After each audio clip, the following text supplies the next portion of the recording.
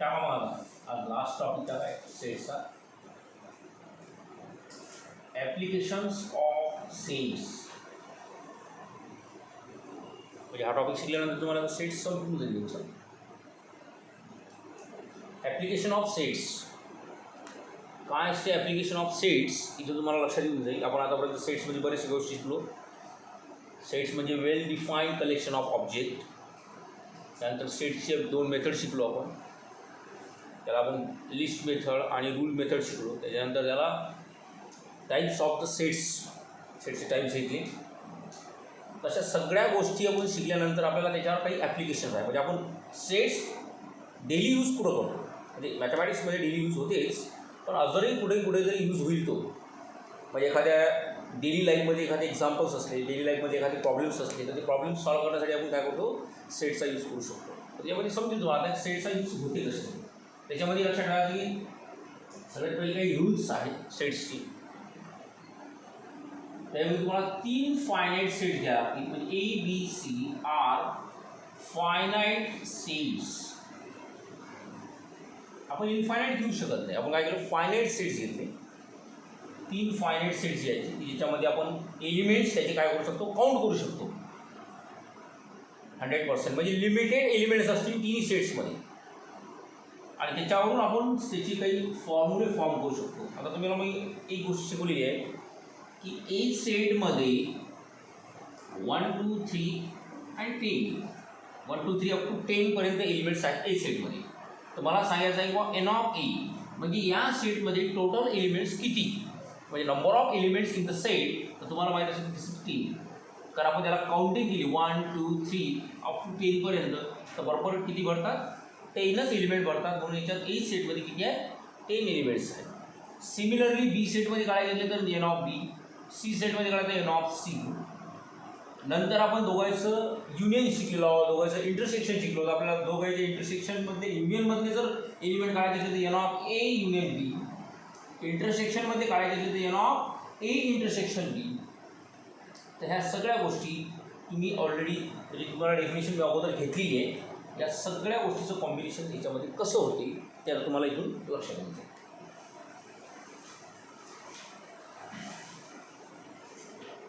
तर सगळ्यात पहिला जो फॉर्म्युला आहे आपला तो आहे एन ऑफ ए युनियन बी करायचा. जर तुम्ही 2 फायनाईट सेट घेतले, त्या 2 फायनाईट सेटचं जर युनियन घेतलं तर त्या युनियनमध्ये नंबर ऑफ एलिमेंट्स किती असतील तर त्याला n of A union B म्हणतात. आणि एन ऑफ ए युनियन बीचा फॉर्म्युला आहे N of A plus N of B minus N of A intersection बी.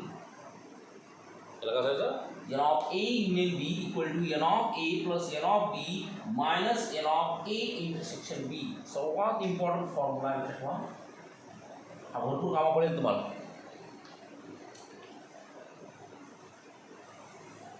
त्याच्यामध्ये एक एक्झॅक्टली गोष्ट करून पाहायची की याच्यात काय काय समजतं आपल्याला.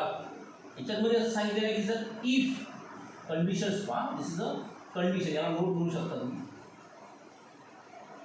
If A and B are disjoint set, लक्षात ठेवा.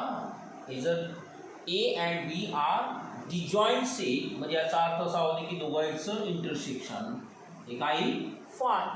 आणि दोघांचं इंटरसेक्शन जर फाय येत असेल तर याच्यात या दोघांच्या इंटरसेक्शनमध्ये किती एलिमेंट्स असतील, 0 एलिमेंट्स असतील. दोघांचे एलिमेंट किती, 0 एलिमेंट्स काउंटिंग केलं. कारण एम्प्टी सेट म्हणजे त्यात कोणताच एलिमेंट नसते. एलिमेंट नसते म्हणजे तो 0 एलिमेंट आहे. मग याच्यावरून तुम्ही एक फॉर्म्युला तयार करू शकता. आपण शिकलेलो की N of A union B this is equal to N of A plus N of B minus N of A intersection B. पण हा तर 0 आहे. हा 0 आहे म्हणजे हा काय होईल, कट होऊन जाईल. म्हणजे आन्सर येईल N of A union B this is equal to N of A plus N of B. हा झाला तुमचा न्यू फॉर्म्युला. तर ही कंडिशन अशी राहील की जर ए आणि बी जर डिजॉइंट सेट आहे तर 100% याचा इंटरसेक्शन फाय राहील. म्हणजे एन ऑफ ए इंटरसेक्शन बी 0 राहील. मग या पहिल्या फॉर्म्युल्याचा जर यूज केला तर तुमचं N of A intersection B हा कॅन्सल होऊन जाईल 0 असल्यामुळे. मग राहील फक्त. म्हणजे तुम्हाला इथून कन्फर्म समजेल की एखादा प्रॉब्लेम जर विचारला बा A and B are the disjoint set then find n of A union B. तर पटकन n of A union B म्हणजे काय काढणार तुम्हाला, ए मधले बी मधले एलिमेंटची काय करायची टोटल काउंटिंग कर म्हणजे ॲडिशन करून घ्यायची म्हणजे आन्सर तुमचं काय होईल n of A union B. This is the main concept. N of A minus B equal to N of A minus N of A intersection B. लक्षात ठेवा म्हणजे दिलेल्या ई सेटमधून त्या दोघांचं इंटरसेक्शन काय करा सबट्रॅक्ट करा automatically n of A minus B भेटते. खूप इम्पॉर्टंट कन्सेप्ट आहे लक्षात ठेवा. हा भरपूर कामा पडेल तुम्हाला. डिफरन्सचा कामाच पडत असतो.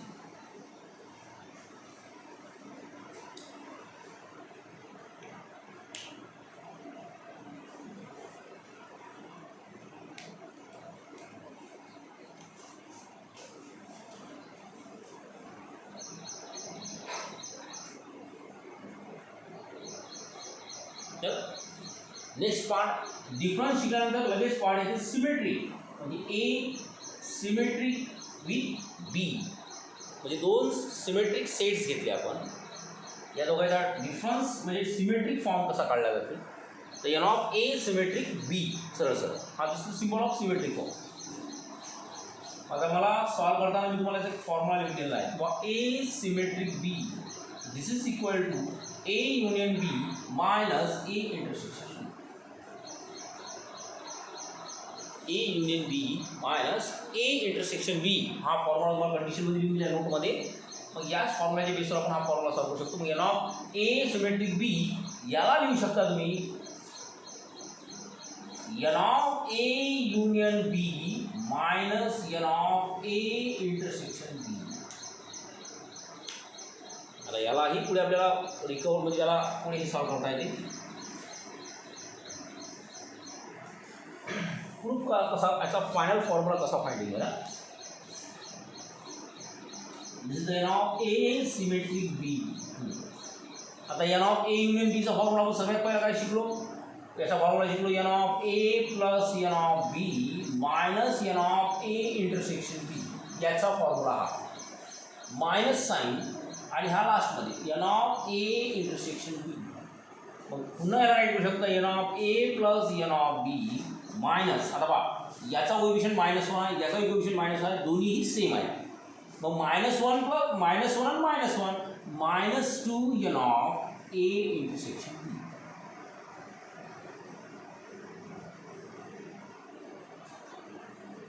दिस इज द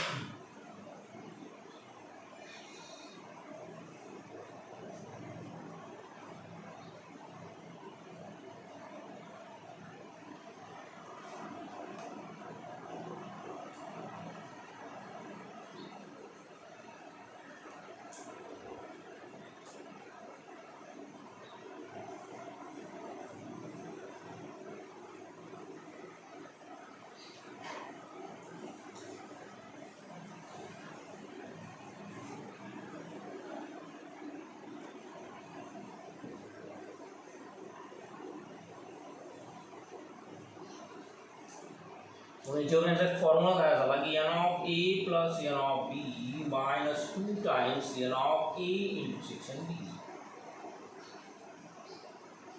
नेक्स्ट पार्ट आहे तुमचा. आता तुम्ही कॉम्प्लिमेंट शिकलेले आहे. कॉम्प्लिमेंटची डेफिनेशन शिकलेली की A dash equal to universal set minus ए.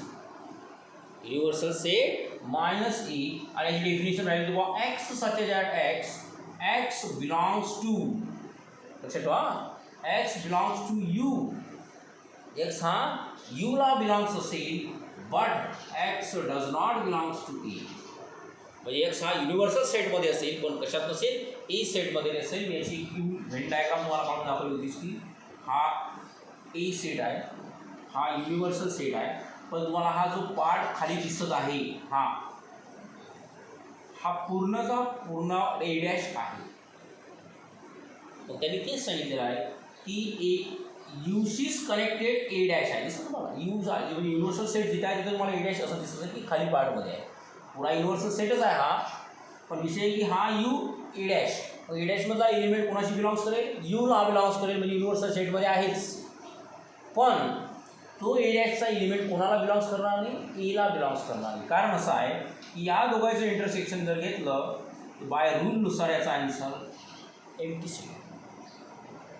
कारण जे एलिमेंट ए मध्ये आहेत ते ए डॅशमध्ये नसतात, जे ए डॅशमध्ये आहेत ते ए मध्ये नसतात. मग दोघांमध्ये कॉमन एलिमेंट नाहीच आहेत, म्हणजे याचा अर्थ आहे की दोघांचं इंटरसेक्शन एम्प्टी सेट आहे. सेम कन्सेप्ट हा असा आपण त्यावेळेस घेतला होता. This is the rule of complement sets. Complement सेटचा रूल आहे, रूल मेथडनुसारच आपण त्याला डिफाईन केलं. मग आता ए डॅश जर यू मायनस ए आहे तर आपल्याला काढायचं आहे N of A dash.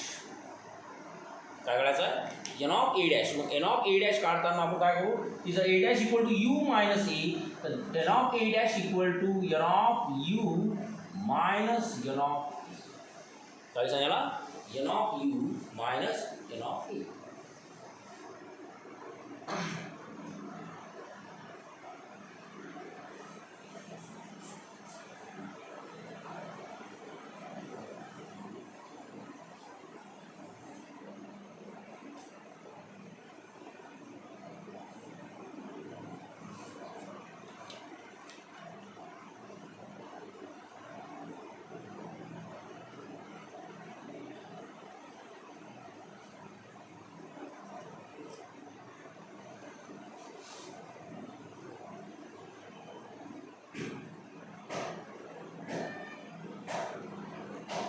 Next part. आता आपण 3 फायनाईट सेट घेतलेले आहेत. तर 3 फायनाईट सेटचा फॉर्म्युला आपण कन्फर्म समजून घे कसा आहे. आपण काय शिकलो की 2 सेटचं युनियन घेतलं आतापर्यंत, तर 2 सेटचं युनियन आलं आपलं n of A plus N of B minus N of A intersection B. 2 सेटचं युनियन झालं. आता आपल्याला 3 सेटचं युनियन घ्यायचं आहे. मग त्याला आपण लिहू शकतो N of A union B union C. A union B union C याला कसं राईट केलं जाते याच्या बेसवर, याच्यासारखंच आपल्याला थोडंसं त्याला जनरेट करणं आहे. तर पाहू जनरेट कसा होईल. तर हा रूल तुम्हाला 11, 12 कोणत्याही जीमध्ये कामा पडेल. लक्षात ठेवा, म्हणजे हायर कोणताही प्रॉब्लेम जर सॉल्व करणं आहे 3 सेट्सचा तर तो याच्यावर सॉल्व. मला वाटते मी त्या दिवशी तुम्हाला 3 याची व्हेन डायग्राम काढून दाखवली. 3 सेट्स घेऊन ती व्हेन डायग्राम याची असते, म्हणजे याच्याशी कनेक्टेड आहे. लक्षात ठेवा. याचा formula n of A union B union C. याला लिहिली जाते n of A plus N of B plus N of C. लक्षात ठेवा, n of A plus N of B plus N of C. पहिले 3 सेपरेट सेट्समधले total elements find करत मी, minus N of A म्हणजे n of A intersection B. N of A intersection B 2 यातले common element minus N of B intersection C. त्या 2 यातले common elements minus N of C intersection A घ्या किंवा ए intersection C घ्या, कारण ते commutative property form करतात त्यामुळे चालतात. आणि plus N of A intersection B intersection C. हो गया. N of A plus N of B plus N of C minus n of A intersection B minus n of B intersection C minus n of A intersection C plus त्या तिघायचं काय करायचं intersection घ्यायचं. इथे लक्षात ठेवा, इथं plus sine आहे. हा इम्पॉर्टंट कन्सेप्ट आहे आणि याची व्हेन डायग्राम तुम्हाला अगोदरच काढून दाखवली. याच्यात पाहून गेला. अजून मी तुम्हाला एक रिकॉर्ड फॉर्म करून देतो मी हा कसा काढला असेल.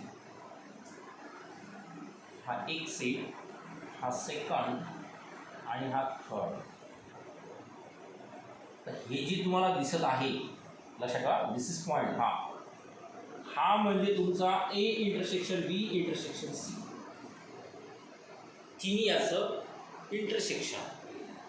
हा जो पार्ट दिसत आहे तुम्हाला, हा ए सेट, हा बी सेट, हा सी सेट आहे. तर या दोघांचं इंटरसेक्शन म्हणजे हा सेट म्हणजे ए आणि सी आणि हा सेट म्हणजे बी intersection C.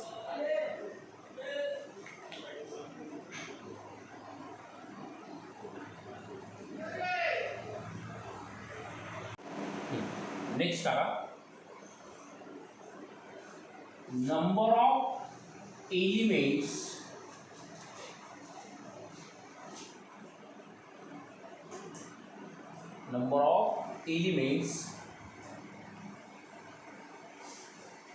exactly in two sets,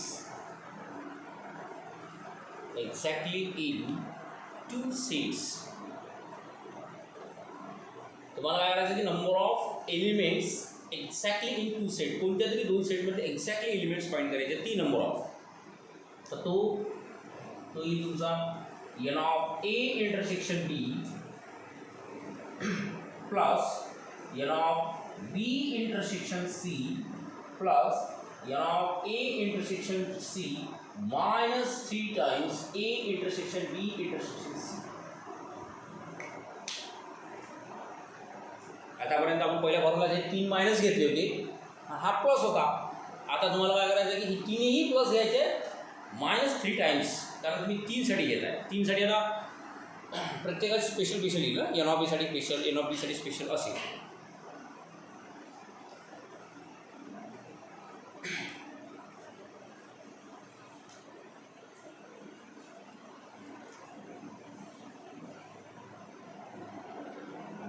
next, number of elements exactly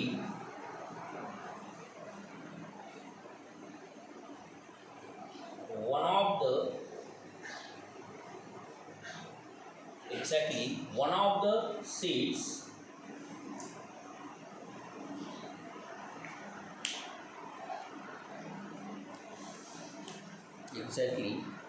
of the sets म्हणजे जर मला 3 सेटपैकी फक्त एकाच सेटमध्ये एक्झॅक्टली किती एलिमेंट, एक्झॅक्टली म्हणजे तेवढेच ना, लक्षात ठेवा, एक्झॅक्टली म्हणजे तेवढेच. त्याचा फॉर्म्युला आहे N of A plus N of B plus N of C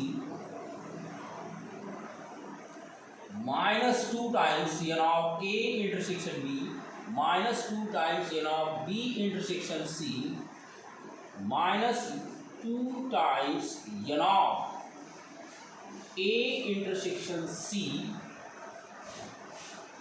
आणि plus 3 times N of A intersection B intersection C.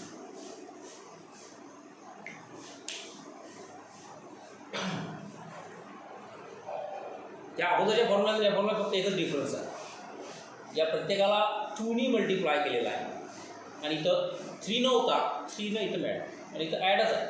त्या फॉर्म्युला फक्त नंबरचा फरक आहे, इथं 2 इथं 3, तो फॉर्म्युला हा फॉर्म्युला सेम राहील.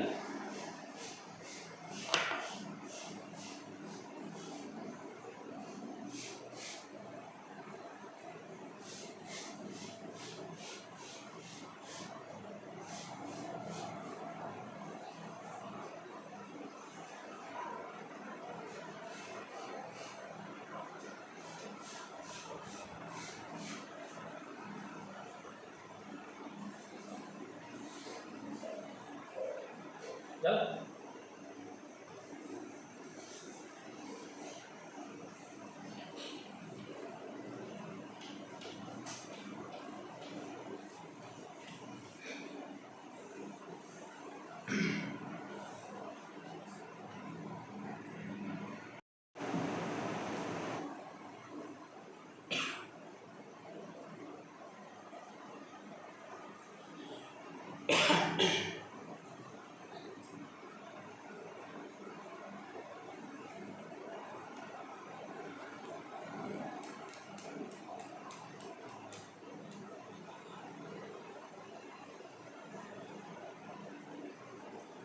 क्वेश्चनमध्ये काय सांगितलं की तुम्हाला टोटल दिले आहेत 50%, काय दिलं आहे 50% दिले आहे. त्याच्यापैकी 14 drink tea but not coffee. Drink म्हणजे टी घेतात पण कॉफी घेत नाही. असं त्याचा अर्थ होतो. आणि 30 असे आहेत की जे ड्रिंकच घेतात, टी फक्त टीच घेतात, बाकी कॉफी घेत नाही, असं त्याचा अर्थ होतो. तर लक्षात ठेवा की इथं तुम्हाला क्लिअर समजते की 50% पैकी 30% टी घेतात, उरलेले कॉफी आणि ड्रिंक असं काहीतरी मिक्स, म्हणजे कॉफी आणि टी असं काहीतरी मिक्सअप असेल कॉम्बिनेशन तिथे. पण एवढं मला माहीत आहे की 30 फक्त टी जर घेत असतील तर 20मध्ये तुम्हाला डिवायडेशन्स करावं लागेल, ते कॉफीज घेऊ शकता, म्हणजे रिॲलिटी अशी आहे. कारण 30% मी टीचे काढले, मग या 30%मध्ये याच्यातली काही असतील ना की जे टी घेत आहेत ते याच्यात कॅल्क्युलेट केलेले आहे. हो, पण आता सध्या जे कंडिशन्स आहे तर 3 सेट डिफाईन करून घ्या. एक सेट घ्या ए की जो फक्त ड्रिंक, 3 सेटपेक्षा आपण समजा 2च सेट घेऊ, कारण आपण 2च गोष्टीबद्दल बोलत आहे. तर ए म्हणजे सेट म्हणजे तुमचा टीचा, आणि बी सेट म्हणजे तुमचा फक्त कॉफीचा. म्हणजे this is the A set of people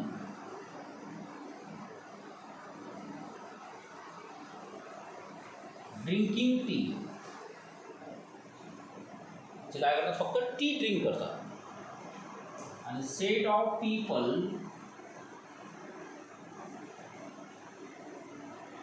drinking coffee,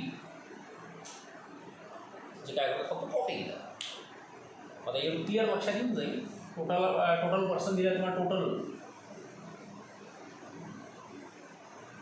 याला एन ऑफ यू पण म्हणू शकता. दिस इज एन ऑफ यू, हा एन ऑफ यू बी आहे, एन ऑफ यू बी असू शकते, आणि दिस एन ऑफ ए युनियन बी पण असू शकते. लक्षात, एन ऑफ ए किंवा एन ऑफ ए युनियन बी हाच काय करेल तुमचा युनिव्हर्सल सेटचं काम करेल. दिस इज द 50. आता नेक्स्ट पार्ट आहे तुमचा फक्त ड्रिंक टी. टी घेणार किती आहेत आपण, N of A this is equal to 30, जे फक्त काय घेतात टीच घेतात. हे ऑलरेडी जी व्हॅल्यू मला क्लिअर समजली ती मी बाहेर काढून घेतली. आता मला फक्त फक्त याचंच आन्सर काढायचं आहे की जे टी घेतात पण कॉफी घेत नाही. याचा अर्थ लक्षात आला असेल तुम्हाला. आता जर समजा मी तुम्हाला म्हटलं की ए मायनस बी काढा, याचा अर्थ काय होतो माहिती आहे? जे टी घेतात पण काय घेत नाही, कॉफी घेत नाही. कारण बी म्हणजे कोण, कॉफी. ए म्हणजे कोण, टी. मग जे टी घेतात पण कॉफी घेत नाही, आपण काय म्हणतो की जो सेट एलिमेंट ए मध्ये आहे पण कशात नाही, बी मध्ये नाही. कारण दोन्ही जर गोष्टी ते घेत होते तर ते आपण याच्यात घेत नाही. कारण एन ऑफ म्हणजे ए मायनस बीचा फॉर्म्युलाच तो आहे की एन ऑफ ए मायनस बीला काय म्हणतात, एन ऑफ ए म्हणजे की set of A minus B set कसा निघेल, सेट ऑफ पीपल. लक्षात ठेवा, set of people drinking tea but not coffee. हा सेट कसा आहे, ए मायनस बीचा सेट हा सांगेल की जे पीपल फक्त टी घेतात पण काय घेत नाही, कॉफी घेत नाही. मग 100% मला याचा फॉर्म्युला राईट केला जाते. मी तुम्हाला फॉर्म्युला आता शिकवला की एन ऑफ ए मायनस बीचा फॉर्म्युला काय असेल. तर N of B A minus बीचा फॉर्म्युला काय शिकवला मी तुम्हाला, एन ऑफ ए मायनस बीचा अर्थ काय होता की एन ऑफ ए मधून त्याचे आपण इंटरसेक्शन म्हणजे त्याच्यात ते काय करतो, कॉमन एलिमेंट्स काय करतो, सबट्रॅक्ट करतो. कॉमन एलिमेंट आपल्याकडे आहेत काय, कॉमन एलिमेंट एक्झॅक्टली आहेत काय ते आपल्याला पाहायचं आहे. त्या याच्यामध्ये इंटरसेक्शन पहिले कॉमनच एलिमेंट करावं लागतं ना. तर त्याच्याकडे आपल्याला हा एलिमेंट आपल्याकडे आहे की जे टी घेतात पण काय घेत नाही, कॉपी घेत नाही. तर ते कोणते एलिमेंट, ते किती आहे, 40. म्हणजे हा जर आपण सेट लिहिला तर एक्झॅक्टली तुम्ही असं लिहू शकता, n of A minus B this is equal to 40. N of A minus B म्हणजे किती, 40. फॉर्म्युला वापरू, this is the n of A, काय इज आपण फॉर्म्युला, प्लस की minus N of A intersection B. मग n of A minus B किती आहे, 40. N of ए किती आहे आपल्याकडे, 30 minus N of A intersection B. हा मायनस इकडे ट्रान्सफर करा आणि 40ला इकडे ट्रान्सफर करा. तर तुमचा answer N of A intersection B this is equal to किती, तो 30 मायनस 40, आन्सर इज 60. म्हणजे एक्झॅक्टली मला असं किंवा 60 असे पीपल आहेत की जे दोन्ही घेतात, टी पण आणि कॉफी पण. तर हा झाला माझा एक मेन पार्ट निघून गेला. पण मला एक्झॅक्टली काय करायचं आपल्याला पहा, how many drink tea and coffee both, दोन्ही घेतात. मग मी तेच काढलं. आपण पहिल्याच क्वेश्चन असं काढलं की जे टी पण घेतात आणि कॉफी पण घेतात ते म्हणजे किती, 60 पीपल्स आहेत. मग आता मला एक्झॅक्टली आन्सर काढताना मी व्हेन डायग्रामचा यूज करून सॉल्व्ह करू शकतो. हा पाहतो, हा झाला युनिव्हर्सल, याचा आन्सर 50 आहे.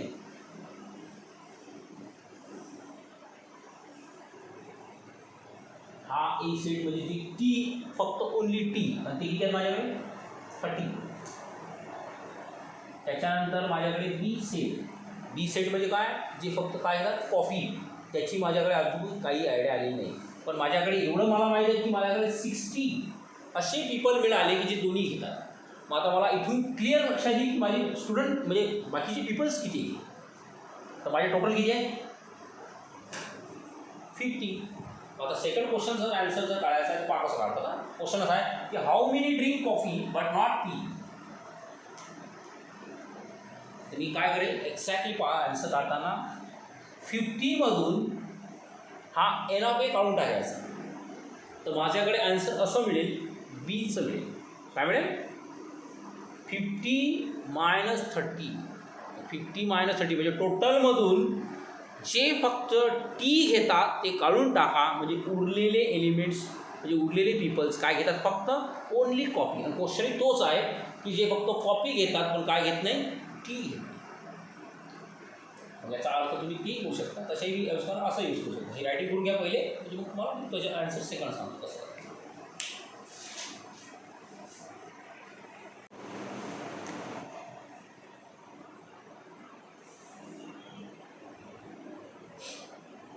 थोडंसं वेन डायग्राम मी सांगण्याचा प्रयत्न करू आपण, म्हणजे यातून एक्झॅक्टली आपल्याला समजेल की काय काढायचं आणि काय दाखवायचं, म्हणजे काय दिलेलं आहे.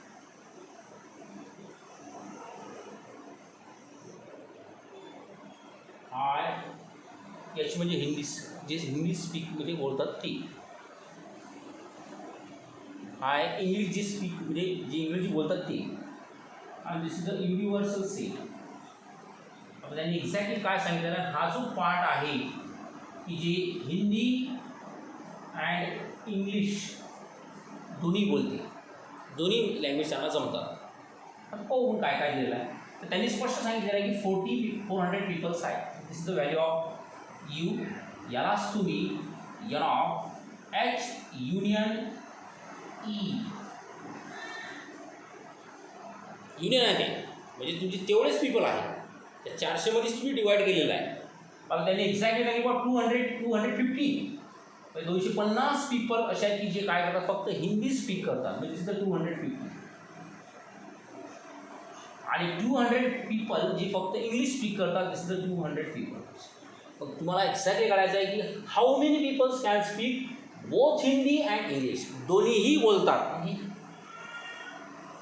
आता मला क्लिअर समजत आहे की एक्झॅक्टली या दोघांमध्ये आता काय काढल्या जाईल.